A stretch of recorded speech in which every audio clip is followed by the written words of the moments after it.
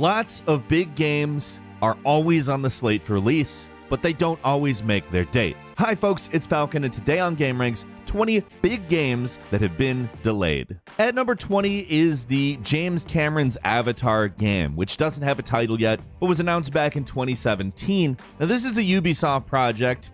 Makes sense. There was a previous Ubisoft project that actually got released, and in theory, that is a project that could be very interesting. At very least, there is a ton of money that goes into the Avatar franchise, and perhaps it could be a good game. I don't know. You probably won't be seeing it, however, until sometime in the 2021-2022 area, when it's closer to the films actually being released. At number 19 is Halo Infinite, which we all know what Halo Infinite is going to be. Probably one of the biggest first-person shooters of all time. It's the first Halo on the new generation of consoles, and potentially a huge ignition of re-interest into the franchise that was originally going to land holiday 2021 and be a system seller for the Xbox Series X. The game is a big project and is apparently taking its toll. They lost a creative director, and the person who actually took over, Chris Lee, left the project after they delayed it. Something I don't particularly like is they're still going to put Master Chief on the Xbox Series X retail box, which I think may mislead people into thinking that there is a Halo game out for it at the time. At number 18, No More Heroes 3, which was planned as a Switch exclusive this year, announced last year when we had an E3, actually got delayed because of the pandemic. No More Heroes is kind of an over-the-top satire of superhero stuff and also video gaming itself, and it saw a serious developmental difficulty from the fact they did not have a staff. They are now working remotely. People are operating at a capacity that they are moving forward with it. However, it's going to be 2021 before we see No More Heroes 3. At number 17, Tales of Arise, which was announced again back in 2019 and expected this year. Like, we know what to expect from Tales of Arise at this point. It's an action RPG in a long-running series of really fantastic action RPGs that do a great job setting a scene and getting us invested in characters. I'm very much looking forward to Tales of Arise, but I'll say it's a title I did not expect to see delayed. They also cite COVID as a big hurdle that they had to get over in the course of the development, and I'm not shocked by that. It's affected a lot of developers. Expect to hear it at least a few more times on this list, but in some ways I think 2021 is going to be an astoundingly good year in gaming due to this. A lot more time and thought has been put into the projects, even if, as far as the labor goes, it gets stretched out over more time. At number 16 is Dying Light 2, which this one ain't pandemic related. Like, Dying Light is a fantastic zombie game, and the sequel is incredibly ambitious, and way back in January, Techland was like, we need more time to do the things that we've said we intend to do with this game. Which, by the way, includes like this incredibly robust narrative choice system that they've described a few times in depth that I am personally really excited to see if it can play out as an advance in that section, because a lot of the time, like, we hear stuff like narrative choice is important, but the things that they've said are really big. Also, Dying Light, the original, is a great game. Parkour plus zombies. Yes, thank you. Unfortunately, it's delayed indefinitely, so we have really no idea when it's going to come out. At number 15 is The Settlers, which is, a strategy slash city builder slash management simulator, which we were supposed to see fall last year. That's not happening. Unless you can bend space-time, it's out the window. They changed that to like 2020 at some point. This is a game that I'm fairly excited about on account The Settlers is a good series. It's pretty interesting. It's part RTS, part city builder, part management sim. But if you look back on it, it's pretty primitive looking at this point. Having an update, I'm excited for. However, I would like some information on when that update's going to happen. At number 14 is Far Cry 6. As you know, Far Cry, obviously one of the best Ubisoft series. And the numbered entries, as well as the various offshoots, have been phenomenal first-person open-world shooters that, yes, have had their ups and downs, but I definitely look forward to Far Cry 6. Now, this wasn't even a game that was supposed to come out this year. It had a release date of February 2021, but this is one of those pandemic challenges type situations Ubisoft announced that is actually a little bit different than a lot of the other ones, though, however, in that it's actually due to current releases doing better, and Rainbow Six Siege a live service game, yielding much higher profits due to the pandemic as well. It's not that their employees are working slower from home, it's that they're being afforded an extra time window because they're bringing in a lot more cash. At number 13 is Kenna Bridge of Spirits, which is a working from home challenge. It's not that they've been afforded extra time due to profits, it's that they are a tiny team, and working from home makes that kind of situation much more difficult. This is, however, just a really beautiful, high production quality game that a team of 10 to 20 people is working on. I mean, in a lot of ways, it looks to draw a lot of inspiration from Breath of the Wild. However, we're talking about much more deep woods and maybe a more focused story. I'm really interested in Kenna. I think it's going to be a cool game. And number 12 is Outriders, a game that, well, is kind of a Gears of War co-op shooter combined with a lot of RPG elements. It's kind of like Gears of War meets Destiny, with less of an emphasis on live services, with a 30-hour campaign. But it's definitely not coming out in holiday 2020 when they said it was going to. It is coming February 2nd next year. And number 11 is Deathloop, the next Arcane game, which in a lot of ways looks like a slightly faster paced Dishonored combined with Hitman. And frankly, I'm so excited to play this game. Unfortunately, it's not going to be coming out in 2020, but rather sometime in 2021. Spring, apparently, but I mean, given it is a PC and PS5 game, something that was really going to be a big, in my opinion anyway, release for the launch of the PlayStation 5, I'm pretty disappointed. However, I will absolutely be playing it. More Arcane. Always more Arcane. At number 10 is Cyberpunk 2077. Hey, so I don't need to tell you this game's been delayed. You know.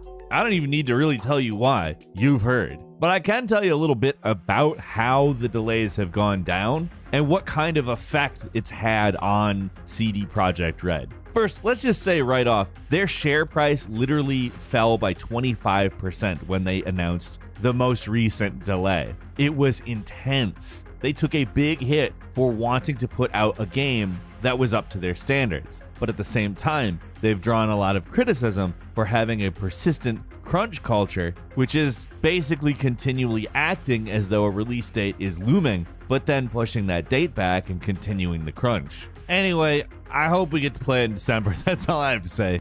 At number 9 is Chivalry 2, the sequel to the original Chivalry, which came out a pretty long time ago, back in 2012. It was basically ultra-violent, medieval melee gameplay that we've actually seen a lot of games attempt to indulge recently, to the point where when they announced Chivalry 2 back in June of 2019, it made perfect sense. Like, there's been a number of games that have come out recently like this, but I think the ultra-violence of Chivalry is going to benefit from the next-gen graphics. This is another casualty of the pandemic, unfortunately, but I mean, a lot of games have been exactly that. At number 8 is Rainbow Six Quarantine, the perhaps a little bit too aptly named title that basically builds on the Outbreak event from the Tom Clancy's Rainbow Six Siege into a full-scale 3-player co-op shooter. Now, for me, the prospect of this is pretty good. Outbreak was a really unique event as far as Rainbow Six goes, as it was significantly more situated in a more science fiction realm than we typically see Rainbow Six. Again, to explain why, it's not necessarily that they've been significantly slowed by the fact that their teams are working from home, but that they've been afforded an extra window. So perhaps that extra window will be used to make the game better. I hope so. I would expect you hope so. Rainbow Six Quarantine's probably going to be good, though. It's that simple. We'll see it sometime in 2021 or 22. At number 7, the Xbox exclusive The Medium, the next horror game from Bloober Team, who made the Blair Witch game, was delayed. It's a Cyberpunk 2077 casualty, let's just say. Like, it's totally ridiculous, but that game has had such a huge impact on the industry, and like the primary thing it has done has been get delayed. The Medium is probably not like one of the biggest releases for Microsoft, so it's probably not really going to affect the Xbox Series X launch a lot. But I mean, it is an interesting looking horror game, and it kind of sucks that we're not going to see it when promised. And number 6 is Destruction All-Stars, which, can you believe that? That's ridiculous. It sucks so much that Destruction All-Stars has been taken, because I think that it really kind of seemed like one of the titles I wanted to try out the most. It's a vehicular combat game that also involves some acrobatics avoiding vehicles once your vehicle's trash. I mean, on the plus side, however, it's going to be free to everybody who has PlayStation Plus, and I think that it could be a pretty big multiplayer title. The visuals and idea, the mechanics look unique enough that it might be something quite big, so if they have a good reason for delaying to February, I get it. They want it to be living up to the expectations that they've established. I want that to happen. Still, this was one I wanted to play at launch, and now I can't.